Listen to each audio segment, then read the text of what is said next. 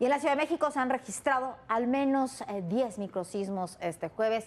El más reciente fue a las 7:51 de esta noche, de 1.7 grados de magnitud en la alcaldía Miguel Hidalgo. Por la mañana hubo otros dos en la alcaldía Benito Juárez. A los 39 minutos de este primer jueves, el primer microsismo fue de 2.5. Fue perceptible en varias alcaldías de aquí de la Ciudad de México, en la Álvaro Obregón, la Benito Juárez y también en la Miguel Hidalgo y en la Cuauhtémoc. Así se ha vivido el día de hoy muy tembloroso en esta Ciudad de México, ¿verdad, Jorge? Sí, muchos temblores. Hubo otro temblor en Veracruz, un temblor en Guerrero. Pero estos microsismos, que es de lo que estos 10 microsismos, se han repetido sobre todo en la zona de Mixcoac. Esta que le vamos a mostrar es la falla sísmica que recorre toda esa zona de la ciudad, que Viviana investigó y que los ingenieros de la UNAM nos explican.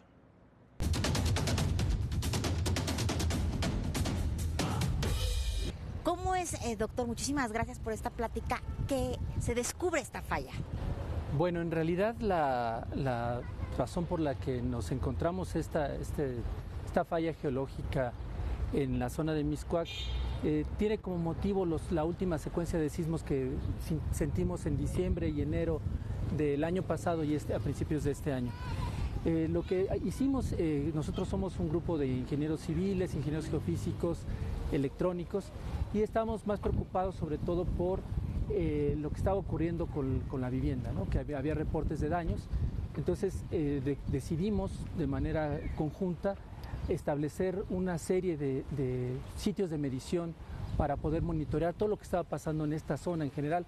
No teníamos muy claro qué era específicamente en la zona de Mixcoac, pero sí pusimos aparatos en la periferia, ¿no? Empezamos a caminar para revisar y ver las estructuras y nos encontramos en la zona de los Echaves que había una grieta que estaba relativamente fresca, y de ahí empezamos a ver que esa grieta se propagaba hacia al oriente y hacia el poniente que cruzaba el periférico y que cruzaba Avenida Revolución.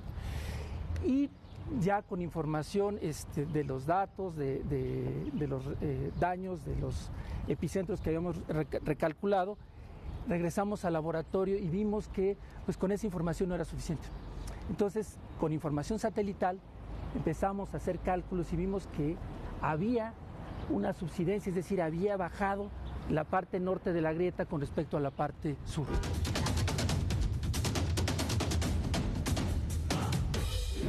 Estamos aquí en la calle de Augusto Rodán, en la colonia Mixcoac. Aquí es donde los especialistas de la UNAM detectaron las primeras grietas, que significan que hay una falla sísmica aquí abajo.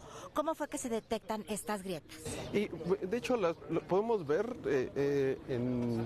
sobre el edificio, se alcanza a ver, justamente ya está un poco descarapelado algunas partes.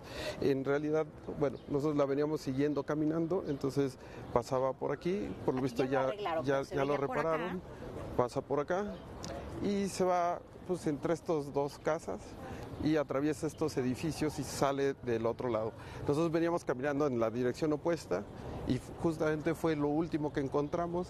Nos fuimos le dimos la vuelta a toda la calle y ya no encontramos nada.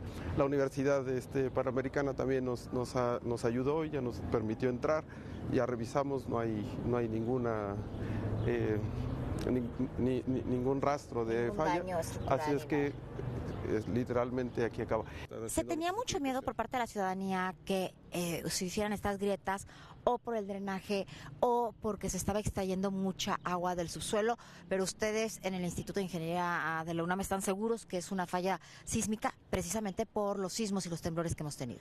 Sí, básicamente como a una calle de aquí pusimos una de nuestras estaciones y es la estación como más cercana a los sismos, y lo que detectamos fue que el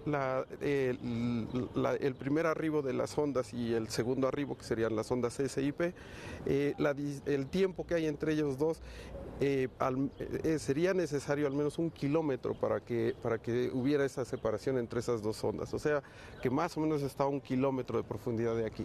Entonces ya no puede estar relacionado con algo tan superficial como sería la extracción de agua, ¿no? La extracción de agua no podría ir a 1 kilómetro de profundidad. Ahora, no es para asustar tampoco a la ciudadanía, han sido sismos de muy baja intensidad, sí han tenido algunas viviendas daños, pero es poco porque es tan poco el registro, la magnitud de estos sismos.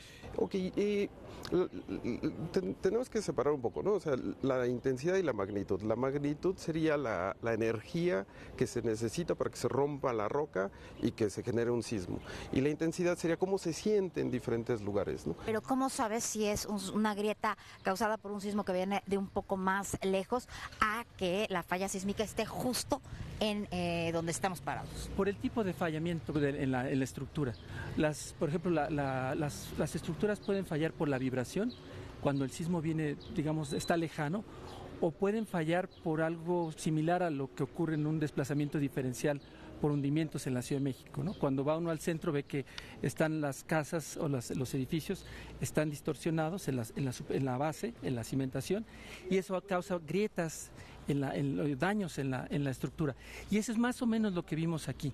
Entonces no cuadraba el asunto de un sismo tan lejano para generar ese tipo de fallamiento. Entonces pensamos, a lo mejor lo que estamos viendo es justamente esa expresión de una falla de tipo normal o inversa que está ocurriendo aquí, y lo que estamos viendo es un desplazamiento diferencial, un asentamiento que está haciendo que las casas fallen o que tengan ese tipo de agrietamiento. Estamos justo en esta esquina con Patriotismo. Esta es la grieta que han seguido los especialistas para poder saber qué está pasando y para poder saber dónde está la falla sísmica. Una de las cosas que notamos son los patrones de fallamiento, ¿no?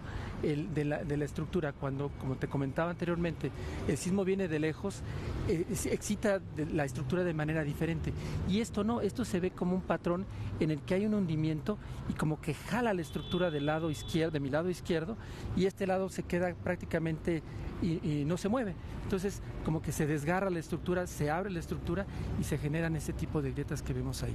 Ahora, ¿hace menos peligroso tener justo la falla abajo de tu vivienda que más lejos?